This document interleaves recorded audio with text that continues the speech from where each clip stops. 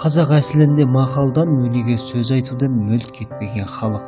Әсіресе халық даналығында әке көрген оқ жанар деген нақыл бар.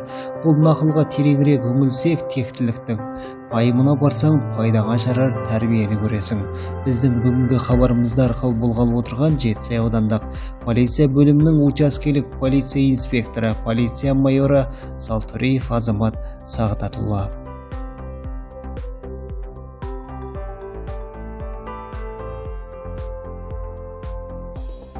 Ұяда не көрсең ұшқанда соны ілесің демекші Азамат Салтөреев жастайынан құқық қорғау саласында қызмет етуді көздеді.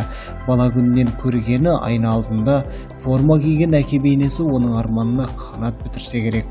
Демек таңның атысынан түннің бір уағына дейін халық қауіпсіздігін күзеткен Сағдат Салтөреев нағыз үлгілі әке бола білді.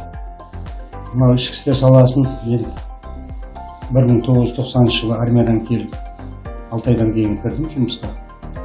Осы Жетісай аудандық ішкі істер басқармасына. Содан бері сол 2013-ке дейін істедім ғой. 25 жыл істеп, зейнеткерлікке шықтым.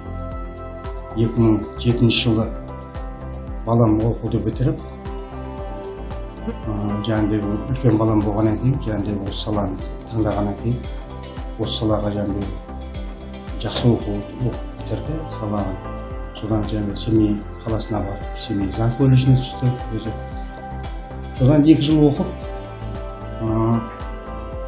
жаңағыдай оқуын жақсы бітіріп келіп, жаңағы Жетісай ауданына Славянка деген жерге жаңағыдай учаскелік инспектор болып тағайындалды.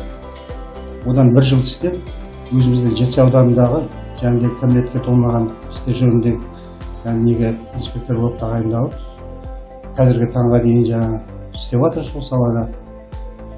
Биыл екеуі де жаңа келінім де жаңағыдай ішкі істер саласында бір салада майорын алды биыл. Істеп жатыр, Құдайға шүкір жақсы. Я болса да ғой, енді әркім өзінің баласының өзі жақсы болғанын қалайды ғой. Жаңа үлкен балам жаңа полиция боламын деп қызығып, өзі сөйтіп жүретін дайындалып. Сол себептен жаңа үлкен баламды сол салаға дайындадым. Менің бұл саланы таңдауыма әкемнің зор ықпалы болды. Құқық қорғау саласына бар деп қыстамаса да, оның күнделікті әрекеті, тәртібі, қаталдылығы, барлығын көзбен ұғындыратын қасиеті, жұмысына жауапкершілігі менің әлі күнге дейін көз алдымда. Тіпті түн ішінде жұмысқа кетіп бара жататын әкемді көріп, тәнті болатынмын. Бауыржан Момышұлы айтқандай, тәртіпке бағынған құл болмайды демекші, әке тәртібі менің қазіргі қызметімдегі тәртіппен ұштасып жатыр. Менің қызметім, бұл менің мақтанышым деп, әке өнегесін мақтанышпен жеткізді Азамат Салтөреев. Мен осы Жетісай қаласындағы нөмірі 5 Ахмет Байтұрсынов атындағы жалпы орта мектебінде 2008 жылы бітірдім. Сол аталған мектепті бітіріп, содан 2009 жылы Семей заң колледжіне түстім. Өзім бала күннен армандадым, осы полиция болайын деп. Өзімнің әкем осы құқық қорғау саласында жұмыс істегеннен кейін қызығып, жұмыстан келгеннен кейін формаларын киіп көріп, содан мектеп бітіріп, полиция болам деген кезде өзім әкемде өзімнің жолын қусын деп қолдау білдіріп, мені оқуға түсірді. Содан ары қарай қазір осы халыққа қызмет етіп келе жатырмыз. Өзіме қатты ұнайды жұмысымыз. Өзімнің жұбайым да осы салада ішкі істер органында істейді. Бізге өзіміздің ешқандай жұмыс қиыншылығы жоқ. Өзі қызыққан, ұнатқан адамға жұмыс жеңілдігін береді. Жасыратыны жоқ, органда қызмет ету өте жауапты жұмыс. Үй бетін көрмей айлап жұмыс жасаған кездері де болады.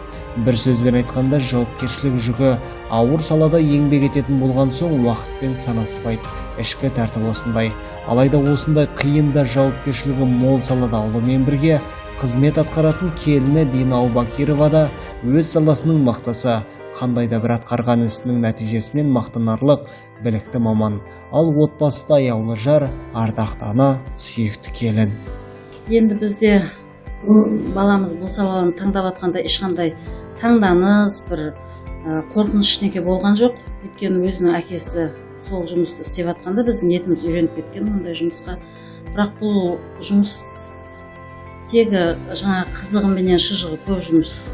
Өте ауыр жұмыстары.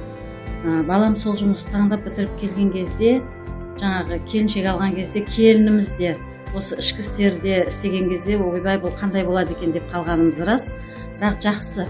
Келінде мысалы енді барлық жұмысын атқарып, балам енді босада ғой ол қазанды кешке жұмыстағы, ер азамат болғаннан кейін жұмыста. Ал мынау сәл жаңа қыз баланың жолы жіңішке дейді. Бұл үйдегі тірліктері де бар, бұның өзінің жаңа сыртқы жұмысы да бар. Бұл екі саланы бірдей алып жүрді деп айтсақ болады Линаны. Жаңағы сыртта ер азаматша жұмыс істеп жатса, үйде кәдімгі өзінің балдарын бағып, ана ретінде жаңағы қызметін атқарып жатыр. Ешқандай да барлық нәрсеге үйреніп кеткен, бәр нәрсе жеңіл сияқты бұларға. Істеп жатыр, Құдайға шүкір, жұмыстарын. Осы саланы өзім ұнатқаннан кейін ешқандай қиыншылық жоқ. Жұмысты да, жаңа үй шаруасында, бала тәрбиесінде бірге алып жүремін үнемі. Балдардың сабағына өзім қараймын. Жаңа үйірмелерге қатысады, соларға барып келеді. Балдарым сабақты өте жақсы оқиды. Өзіміздің Жетісай қаласында орналасқан Бауыржан Момышұлы мектебінде жаңағы сабақтарын бәрін 5-ке бітірді. Енді біздің жаңағы полиция отбасы болғаннан кейін үлкен ұлым таңдап жатқанына өте өзім қуаныштымын. Осы саланы таңдаса егерде жаңағы өзіміздің атасының, әкесінің жолын қуғанын қалайтын едім.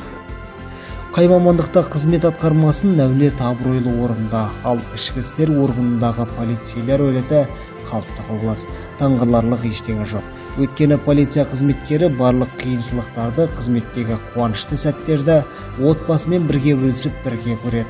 Балалары кішкентай кездерінен полиция қызметінің қызығы мен шыжығын көріп өскендіктен болашақтағы мамандықтары алдын ала белгіленіп қойғандай. Олардың өмір жолын таңдауы әрқашан отбасылық әулеттегі дәстүр сабақтастығын құрметтеумен анықталады. Мен мамам мен папамын қарап полиция болғым келеді. Мен мамам мен папамды жақсы көремін, қуантамын. Шахнұр інімді жақсы көремін. Амина қарындасымды де жақсы көремін. Мен үшін кезде полиция боламын. Қайбір азамат баласы болмасын, өз бет-бейнесімен, тыныс тіршілігімен еткен еңбегімен із қалдырады. Қызметтегі полиция майоры мен ардагер полицейдің де мақсаты елге абыройлы қызмет ету. Әрине, абырой биігінен көріне білді деп ойлаймыз. Бүгінде екі ұл, бір қыз сүйіп отырған бақытты әке, азамат пен немерелерін қызықтап отырған Асқар Тау ата, Сағдат Салтөреевтер сыйластығы жарасқан көпке үлгі болар мерейлі отбасы.